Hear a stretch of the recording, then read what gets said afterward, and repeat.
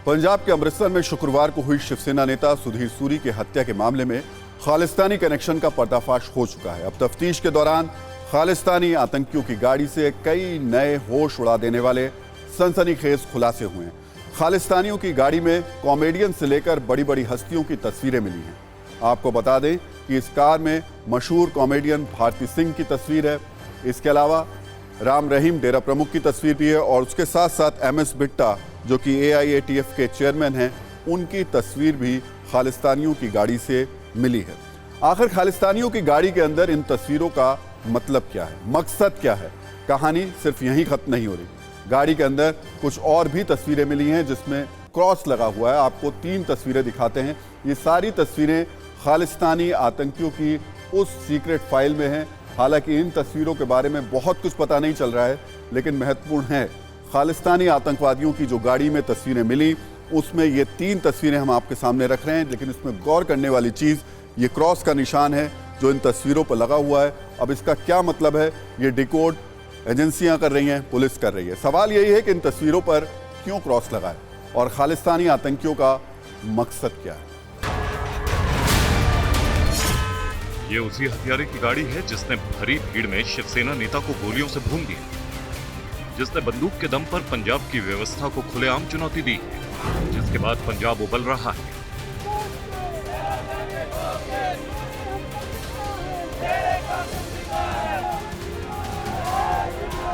अमृतसर में सुधीर सूरी के अंतिम संस्कार को लेकर लगातार हंगामा मचा हुआ है। आपको दिखाना चाहेंगे कि पुलिस के तमाम आला अधिकारी यहाँ पर परिवार को समझाने का प्रयास कर रहे हैं। जो सुधीर सूरी के समर्थक हैं उनको समझाने का प्रयास किया जा रहा है कि अंतिम संस्कार कर दिया जाए, लेकिन परिवार ने अलग अलग मांगें रखी हैं, जिसमें इस पूरे हत्याकांड की जांच NIA से करवाने की मांग है।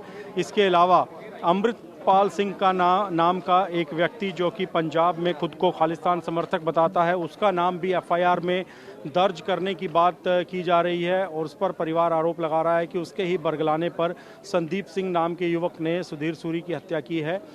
इसके अलावा जिन पुलिस अफसरों की मौजूदगी में हत्या हो गई सुधीर सूरी की, उनके खिलाफ एक्शन लेने की मांग भी की जा रही है और सुधीर सूरी को राज्य सरकार शहीद का दर्जा दे, ये भी एक मांग है। इन चारों मांगों को लेकर ही अंतिम संस्कार जो है वो रुक गया है और पुलिस के साथ, स्थानीय प्रशासन के साथ जो बातचीत चल रही है उसमें रह रहकर टकराव की स्थिति बन जाती है। सुधीर सूरी के समर्थक नाखुश हैं सरकार के रवैये से और रह रहकर यहाँ पर टकराव की स्थिति बनती है।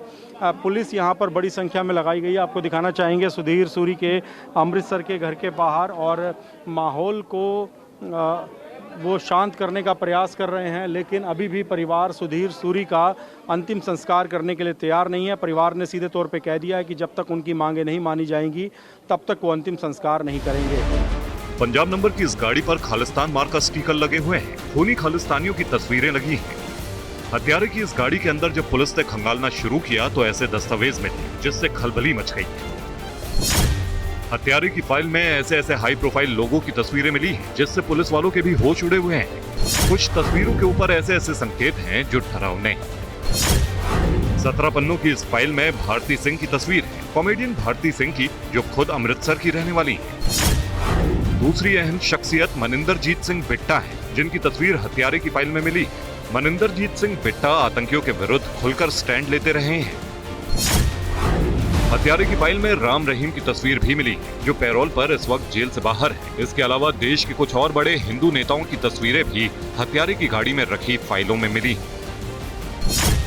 कुछ तस्वीरों में बड़े संकेत भी दिए गए, उनके ऊपर क्रॉस के निशान लगे हुए हैं। इस क्रॉस का मतलब क्या है ये कोई नहीं जानता, मगर पुलिस चौकन्नी हो चुकी है क्योंकि सुधीर सूरी की हत्या का सीधा खालिस्तान कनेक्शन सामने आ रहा है। कनाडा में बैठे खालिस्तानी आतंकी लखबीर ने सोशल मीडिया पर लंबा चौड़ा पोस्ट लिखकर सुधीर सूरी की हत्या की जिम्मेदारी ली।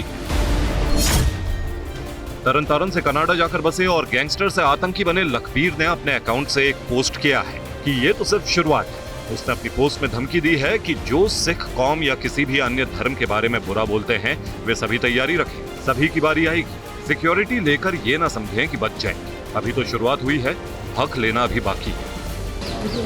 बताया जा रहा है कि आतंकी लखबीर पहले भी सुधीर सूरी की हत्या की साजिश रच रहा था।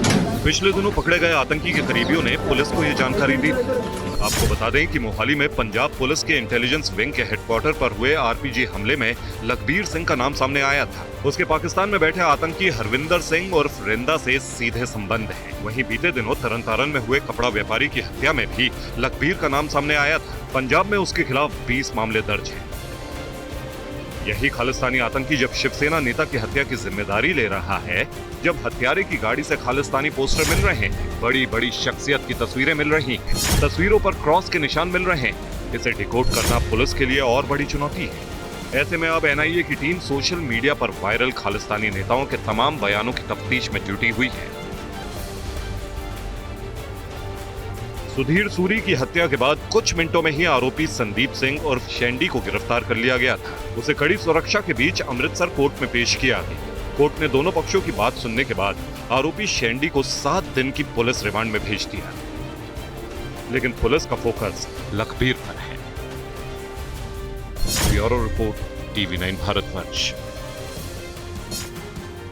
तो पंजाब के अंदर पिछले कुछ समय से जो कुछ हो रहा है उसे लेकर अब लोग एक बड़ा सवाल उठा रहे हैं, और वो सवाल है क्या पंजाब में खालिस्तान फिर से एक्टिव हो रहा है।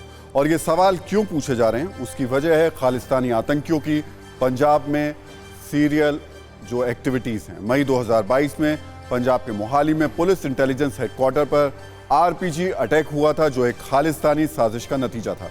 इसके बाद जून 2022 में करनाल में खालिस्तान के समर्थक में दीवारों पर स्लोगन लिखे गए।